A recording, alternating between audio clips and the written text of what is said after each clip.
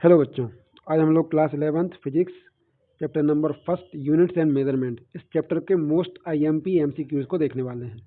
ठीक है, तो चलिए हम लोग बगैर देरी किए शुरू करते हैं। हमारा फर्स्ट क्वेश्चन है unit of force in SI system of unit is. ठीक है, तो यानी कि एसआई सिस्टम में हमारी फोर्स की यूनिट क्या होती है। तो देखिए बेटा, इसका आंसर होगा न्यूटन। लेकिन यदि हम लोग बात करें कि सीजीएस सिस्टम क्या, सीजीएस यूनिट क्या होगी फोर्स की, तो वो क्या होगी बेटा, डाइंस होगी। अगला क्वेश्चन है in SI system the unit of temperature is. SI system में टेम्परेचर की यूनिट क्या होगी। ठीक है, तो टेम्परेचर की यूनिट आपकी क्या होगी बेटा, देखिए डिग्री सेल्सियस जो होती है वो जनरली हम लोग हमारे एटमॉस्फेयर या हमारे अराउंड जो भी कुछ किसी चीज़ का हम लोग टेम्परेचर मेजर करना चाहते हैं तो हम लोग डिग्री सेल्सियस से करते हैं। जबकि डिग्री फ़ारेनहाइट जो होती है उसको जनरली डॉक्टर्स यूज़ करते हैं लोगों का फीवर चेक करने के लिए। ठीक है, जबकि एसआई सिस्टम के अकॉर्डिंग टेम्परेचर की यूनिट होती है केल्विन। ओके, अगला क्वेश्चन है which of the following is a derived unit. ठीक है, तो देखिए हम लोगों ने शुरू से ही पढ़ा हुआ है दो तरह की यूनिट्स होती हैं। एक होती हैं फंडामेंटल यूनिट्स, ठीक है, और दूसरी होती हैं डेराइव्ड यूनिट्स। फंडामेंटल यूनिट्स वो होती हैं जो किसी और यूनिट पर डिपेंडेंट नहीं है, जो किसी और यूनिट के मिलने से नहीं बनी है, जो अपने आप में सेल्फ सफिशिएंट होती हैं। ठीक है, तो हम लोग अगर यहाँ पर इस क्वेश्चन में बात करें तो मास जो है वो क्या है, फंडामेंटल यूनिट में आएगी। लेंथ वो है क्या, ये भी फंडामेंटल यूनिट में आएगी। और टाइम भी हमारा फंडामेंटल यूनिट में ही आएगा। तो डेराइव्ड यूनिट सिर्फ क्या है, वेलोसिटी है, क्योंकि वेलोसिटी जो होती है वो डिस्प्लेसमेंट अपॉन टाइम से बनती है। तो डिस्प्लेसमेंट एक यूनिट हो गई यानी लेंथ की यूनिट हो गई, टाइम दूसरी यूनिट हो गई यानी कि समय की यूनिट हो गई। ठीक है, तो ये वेलोसिटी क्या है, दो यूनिट से मिलकर बनी हुई है, इसीलिए क्या है, डेराइव्ड यूनिट है। ठीक है, चलिए नेक्स्ट क्वेश्चन पर पहुंचते हैं बेटा। तो अगला क्वेश्चन है the number of significant figures in the measurement. Okay, इस नंबर में आपको सिग्निफिकेंट फिगर्स का नंबर बताना है कि कितना है। सबसे पहले देखिए, ये जो ऑर्डर्स में दी हुई वैल्यू होती है, इसको मैंने पहले भी एक्सप्लेन किया हुआ है कि इसको हम लोग सिग्निफिकेंट फिगर्स में काउंट नहीं करते हैं। तो बचा ये नंबर, इस नंबर में कितने सिग्निफिकेंट फिगर्स हैं, 3 है। तो ऑब्वियसली हमारा आंसर क्या हो जाएगा, 3 हो जाएगा। अगला क्वेश्चन है M L T inverse square are dimensions of. तो M L T inverse square किस क्वांटिटी का डायमेंशन है। सबसे पहले यहाँ पर देखिए, एम से बन रहा है मास, राइट, और एल टी इनवर्स स्क्वायर क्या होता है, एक्सेलरेशन का डायमेंशनल फार्मूला होता है। तो मास इंटू एक्सेलरेशन क्या होता है, फोर्स होता है। तो इसका मतलब ये किसकी यूनिट है, फोर्स की है। और हमें यहाँ पर जो यूनिट्स दी हुई हैं चारों में से कोई सी भी नहीं है, तो शायद से वो मिसप्रिंट हुआ हो। तो यहाँ पर हमको एक फोर्स की और एक और पॉइंट देना होगा, ई लगाकर मैंने यहाँ पर लगा दिया है आपके लिए, आप समझ सकते हैं। चलिए नेक्स्ट क्वेश्चन पर पहुँचते हैं। अगला क्वेश्चन है आपका dimensional formula for kinetic energy is. तो काइनेटिक एनर्जी के लिए इनमें से कौन सा डायमेंशनल फार्मूला है। ठीक है, तो देखिए सबसे पहले चीज़ आप देखिए काइनेटिक एनर्जी होती क्या है। अगर मैं बात करूं काइनेटिक एनर्जी की तो क्या होती है बेटा, half, okay, M V and square. तो हाफ को तो आप हटा ही दीजिए, एम से हो जाएगा मास, ठीक है, वी स्क्वायर क्या हो जाएगा, एल टी इनवर्स का होल स्क्वायर। ठीक है, तो अगर यहाँ से हम लोग निकालना चाहें तो हमें यूनिट कौन सी मिल जाएगी, M L square T inverse square. तो कौन सी मिल रही है यहाँ पर बेटा, M L square T inverse square B वाली, यानी काइनेटिक एनर्जी की हमारे डायमेंशनल फार्मूला क्या रहेगा, ये वाला रहेगा, सेकंड वाला। तो चलिए बेटा नेक्स्ट क्वेश्चन पर पहुँचते हैं हम लोग। अगला क्वेश्चन है dimensional formula for pressure is. अब प्रेशर के लिए डायमेंशनल फार्मूला क्या होगा। तो अगेन देखिए बेटा, प्रेशर का फार्मूला क्या होता है, फोर्स पर यूनिट एरिया। ठीक है, तो फोर्स की यूनिट क्या होती है, हमने पहले से देखा हुआ है, M L T T inverse square. ठीक है, और अपॉन में हम लोग देख सकते हैं एरिया, तो एरिया क्या हो जाएगी, L into L. That means एक एल यहाँ से कैंसिल हो जाएगा, तो हमारे पास प्रेशर की यूनिट क्या रहेगी बेटा, M L inverse T inverse square. ये वाली हमारी प्रेशर की यूनिट हो जाएगी।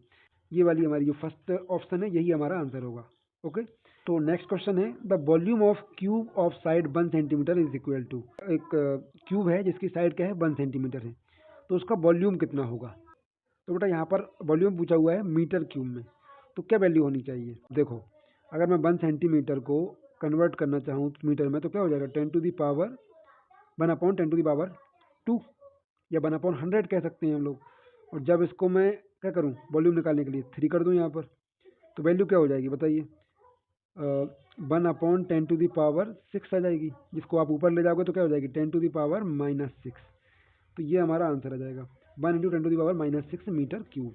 नेक्स्ट क्वेश्चन है 1 pico second is equal to, pico जो वैल्यू होती है वो 10⁻⁻12 के लिए यूज होती है।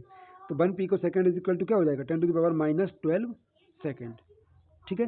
इसी तरीके से अगर कोई पूछे कि 1 नैनो सेकेंड कितना होगा तो आप 10⁻⁻9 बोलोगे। अगर कोई पूछे कि 1 माइक्रो सेकेंड कितना होगा तो आप बोलोगे 10⁻⁻6 सेकेंड। ठीक है। तो ये इन चीज़ों को आपको तीनों को मेनली इन तीनों चीज़ों को आपको याद रखना है, ये बहुत इंपॉर्टेंट यूनिट्स है। अगला क्वेश्चन है 2 quantities which are to be added must have same dimensions. बिल्कुल, हम लोग डायमेंशनल एनालिसिस में इस चीज़ को समझते हैं या पढ़ते हैं कि अगर कोई दो क्वांटिटीज़ को अगर हमको ऐड करना है तो ये कंपलसरी है कि इन दोनों क्वांटिटीज़ का डायमेंशनल फॉर्मूला क्या हो, सेम होना चाहिए। तो ये क्या है, ट्रू है। चलिए नेक्स्ट क्वेश्चन पर पहुंचते हैं बेटा। तो बेटा अगला क्वेश्चन है number of significant figures in 4.0030, ठीक है, इज 5। क्या ये ट्रू है या फॉल्स है? हम लोग समझ सकते हैं यहाँ पर डेसिमल के बाद में जितने भी जीरो आएंगे या नॉन जीरो डिजिट आएगा सबके सब क्या होते हैं, सिग्निफिकेंट फिगर में काउंट होते हैं। तो आंसर क्या होगा 5 है। दैट मीन्स ये भी ट्रू होगा हमारा आंसर। ठीक है। नेक्स्ट MCQ पर पहुँचते हैं। क्वेश्चन पूछा गया है यहाँ पर what do you mean by measurement. Measurement यानी क्या है? तो comparing two vectors, no. Estimating physical property by senses, नहीं। हम लोग अपने सेंस के द्वारा थोड़ा ना पता करते हैं कि कोई फिजिकल क्वांटिटी कितनी है। Comparison of unknown quantity with standard quantity, तो यही आंसर है। मेजरमेंट क्या होता है, एक कोई स्टैंडर्ड क्वांटिटी से हम लोग बाकी क्वांटिटीज को कंपेयर करते हैं। तो नेक्स्ट क्वेश्चन है what is the SI unit of luminous intensity. तो बेटा ल्यूमिनस इंटेंसिटी क्या होती है, लाइट की इंटेंसिटी। लाइट जितनी ज़्यादा चमकदार होगी उसकी इंटेंसिटी उतनी ज़्यादा होगी, और उसको मेज़र करने के लिए हम लोग जिस यूनिट का यूज़ करते हैं उसे कहते हैं कैंडेला। ठीक है। अगला क्वेश्चन है बेटा 0.53 एंगस्ट्रॉम इन मीटर्स में क्या होगा। 1 एंगस्ट्रॉम जो होता है वो 10⁻⁻10 मीटर के अराउंड होता है। तो बेटा बस यहाँ पर ये 0.53 है, इसमें हम लोग इंटू कर देंगे किसका, 10⁻⁻10 ऑर्डर का, तो हमारे पास में वैल्यू आ जाएगी। तो डी वाला हमारा आंसर हो गया। ठीक है। चलिए नेक्स्ट क्वेश्चन पर पहुँचेंगे। हमको इस नंबर को एक्सप्रेस करना है इन पावर ऑफ 10। पावर ऑफ 10 के टर्म में हमको इसको एक्सप्रेस करना है। तो देखिए हमने कहा था कि जब भी हम लोग डेसिमल को लेफ्ट राइट साइड लेकर आएंगे यानी कि पॉजिटिव डायरेक्शन में लेकर आएंगे तो नेगेटिव पावर बढ़ती है।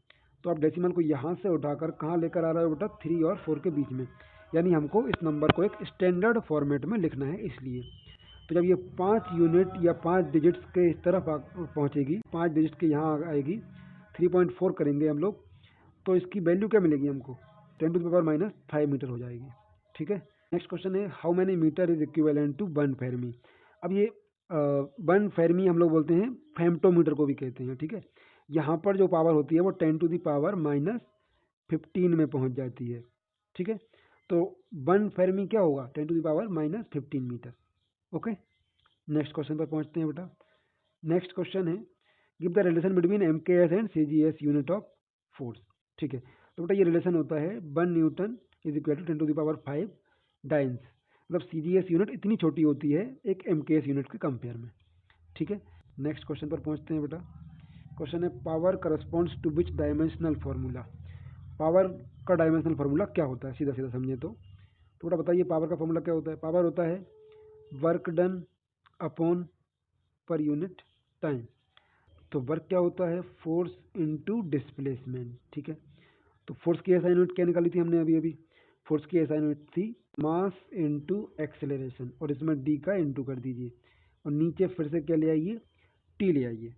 तो हमें क्या वैल्यू मिलने वाली है, तो m तो सभी में आएगा ही आएगा। ठीक है। इसके बाद में एक्सेलरेशन के लिए क्या होती है, l t इनवर्स स्क्वायर, और डिस्टेंस के लिए आप फिर से क्या ले आओगे, l ले आओगे, अपॉन में t आ जाएगी।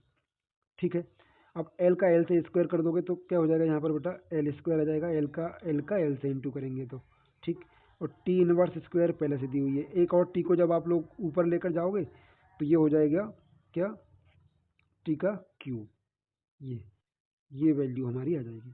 तो ml स्क्वायर t क्यूब, वो भी माइनस में। ठीक है। तो हमारे पास वैल्यू कौन सी आ गई, ये वाली आ गई।